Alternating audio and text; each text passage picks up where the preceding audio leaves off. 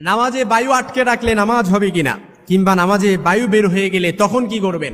অনেক ব্যক্তি আছে নামাজে বায়ু আটকে রাখে, নামাজ আদায় করে, কিংবা অনেক ব্যক্তি আছে নামাজে বায়ু বের হওয়ার সন্দেহের প্রবণতায় সে কি করবে সমাধান খুঁজে পায় না। দুজন ব্যক্তির জন্য রাসূলের হাদিস থেকে একেবারে স্পষ্ট সমাধান হচ্ছে।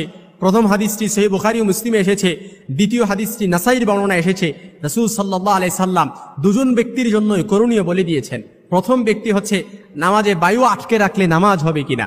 এ সম্পর্কে আমরা যদি হাদিস দেখি, রাসূল সাল্লাল্লাহু আলাইহি সাল্লামের নাসাইর বর্ণনায় হাদিস এসেছে, রাসূল সাল্লাল্লাহু আলাইহি সাল্লাম বলেছেন, অর্থাৎ সব সময় দেখবেন শয়তান আপনাকে একটা কুমন্ত্রণা দিচ্ছে।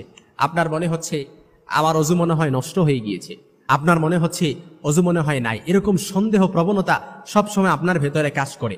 রাসূল সাল্লাল্লাহু আলাইহি সাল্লাম ওই ব্যক্তির জন্য বলেন, সব সময় যার ভেতরে শয়তান ওয়াসওয়াসা দিবে, সন্দেহের প্রবণতা বৃদ্ধি করবে, তার উচিত হচ্ছে ইউ ডোন্ট কেয়ার কেস, অর্থাৎ সে এটাকে কোনোভাবেই ভ্রুক্ষেপ করবে না, এই সন্দেহকে সে প্রায়োরিটি দিবে না। কারণ রাসূলের হাদিস নাসাইর বর্ণনায় রাসূল বলেছেন, আলহামদুলিল্লাহ হিল্লাযী রাদ্দা মারা আলাল ওয়াসওয়াসা, সমস্ত প্রশংসা ওই আল্লাহ তাআলার জন্য যিনি শয়তানের ওয়াসওয়াসাকে কুমন্ত্রণা পর্যন্ত সীমাবদ্ধ করেছেন। আল কুবরার মধ্যে এসেছে, ইমাম ইবনে হাজার আল হাইসামি উনি বলেছেন, যে ব্যক্তি শয়তানের ওয়াসওয়াসাকে প্রায়োরিটি দিবে, প্রাধান্য দিবে, শয়তান একটা পর্যায়ে ওয়াসওয়াসা দিতে দিতে ওই ব্যক্তিকে একেবারে পাগল বানিয়ে ফেলবে। এই জন্য আপনার উচিত হচ্ছে, নাসাইর বর্ণনায় হাদিস থেকে রাসূল যেটা সমাধান দিয়েছেন, আপনার উচিত হচ্ছে শয়তানের ওয়াসওয়াসাকে কখনোই প্রাধান্য না দেয়া।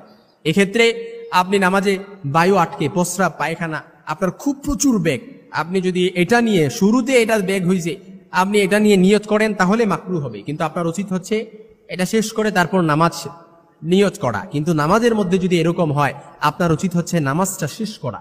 কিন্তু কোনো ব্যক্তির বায়ু বের হয়ে গেছে, সে আটকেও রাখে নাই, ওই ব্যক্তি করণীয় কি?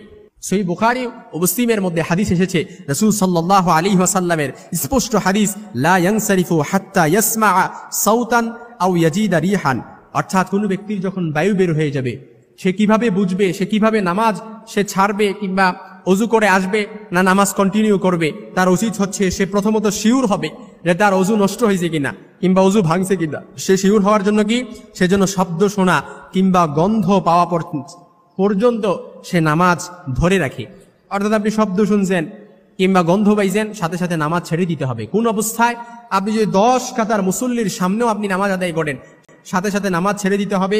তারপর 1 কাতার পার হয়ে আপনি কাতারের সাইড দিয়ে তারপর পিছনে 2 হাত প্রসারিত করে আপনি বের হয়ে তারপর কোনো কথা, নিশ্চুপ থাকবেন, কোনো কথা নাই, বাড্ডা নাই, নিশ্চুপ থেকে পুনরায় আপনি অজু করে আবার কি করবেন, একই ইমামের পেছনে ইক্তেদা করে আপনি বাকি নামাজটা আদায় করবেন। এর দ্বারা কি, আপনি যেই অবশিষ্ট নামাজ আছে এই অবশিষ্ট নামাজের উপরে আপনি বেনা করলেন।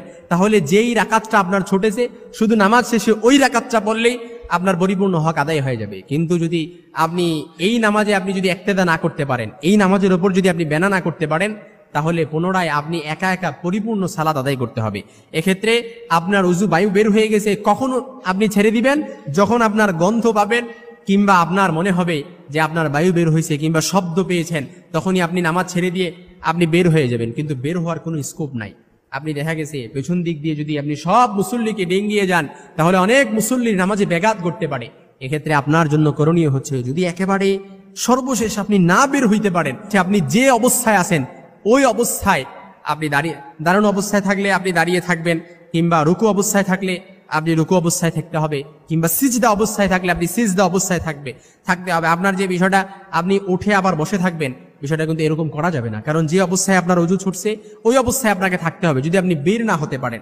এই জন্য নামাজে বায়ু বের হয়ে গেলে আপনার প্রথমত করণীয় হচ্ছে, আপনি সহিহ বুখারী মুসলিমে এসেছে, আপনি কি করবেন, আপনার গন্ধ কিংবা শব্দ না পাওয়া পর্যন্ত আপনি নামাজ ছাড়বেন না।